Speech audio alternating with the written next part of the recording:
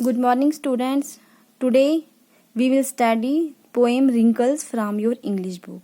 I hope you learn it carefully. Wrinkles, that means झुर्रियाँ.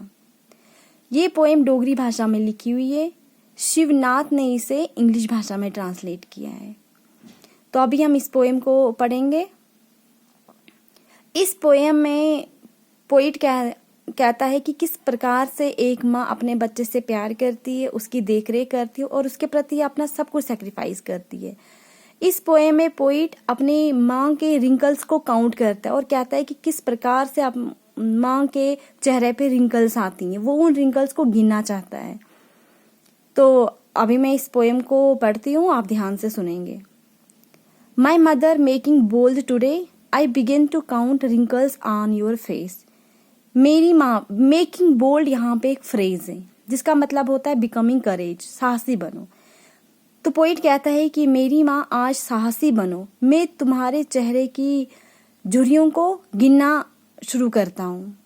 One wrinkle of the time when your mother uprooted you. Uprooted you, uprooted का मतलब होता है उखाड़ना, एक जगह से उठा के दूसरी जगह पे प्लांट करना. तो पहली झुर्री उस समय की जब तुम्हारे पिता ने तुम्हें अपरूट किया था. From the backyard of this his house to plant you in the courtyard of others. Courtyard means आंगन. तो पहली झुर्री उस समय की जब तुम्हारे पिता ने तुम्हें अपने घर के पीछे वाले आंगन से उठा के दूसरे के घर में तुम्हें प्लांट किया था. यहाँ पे मदर को एक प्लांट के साथ कंपेयर किया गया है. जिस प्रकार से एक प्लांट को एक जगह से उठा के दूसरी जगह पे लगाया जाता है, उसी प्रकार से यहाँ पे मदर को भी बताया गया है कि किस तरह जब उसकी, ये उस समय की बात है जब उसका विवाह हुआ था, उसकी शादी हुई थी, तो उसके पिता ने उसे अपने घर से अपरूट करके दूसरों के घर में प्लांट किया था. तो पहली झुर्री उस समय की जब उसका विवाह हुआ था. One wrinkle of that time when I nourished myself on your blood and grew in your womb.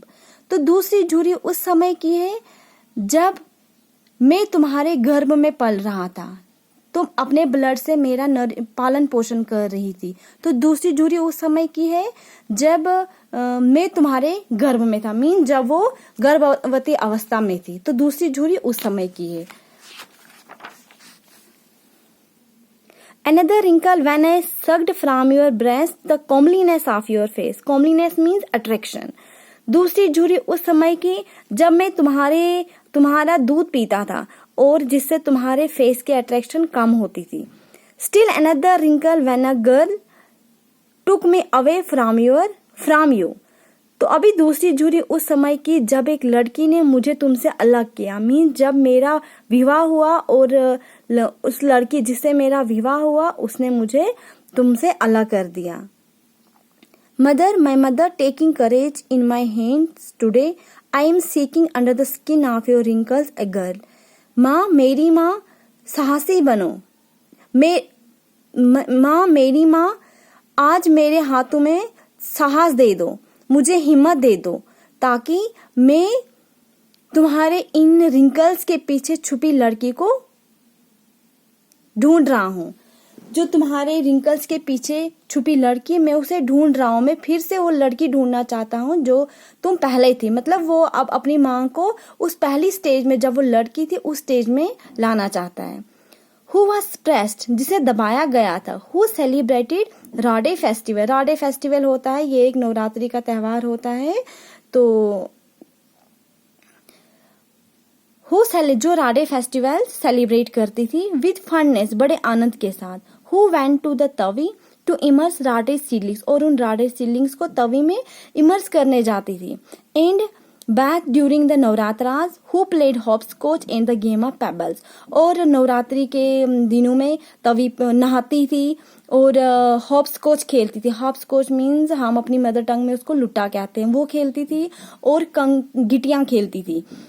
I will bring for you everything colours for Rade tinsel for your दुपट्टा. मैं तुम्हारे लिए सब कुछ लाऊंगा, राडे के लिए कलर्स. और टिंसल होता है, ये एक मेटल का धागा होता है जिसे दुपट्टे को सजाया जाता है. तो वो सब मैं तुम्हारे लिए ला के दूंगा.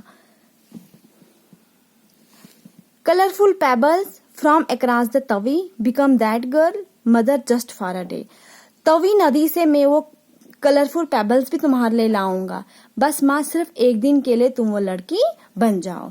तो इसमें इसका जो पोइट है शिवनाथ जी, वो इसमें अपनी मांग के पीछे छुपी, रिंकल्स के पीछे छुपी उस लड़की को ढूंढना चाहता है। वो कहता है कि मैं तुम्हें सब कुछ ला के दूंगा, सिर्फ तुम एक दिन के लिए वही लड़की बन जाओ। तो मुझे उम्मीद है कि आपको ये पोएम समझ आ गई होगी।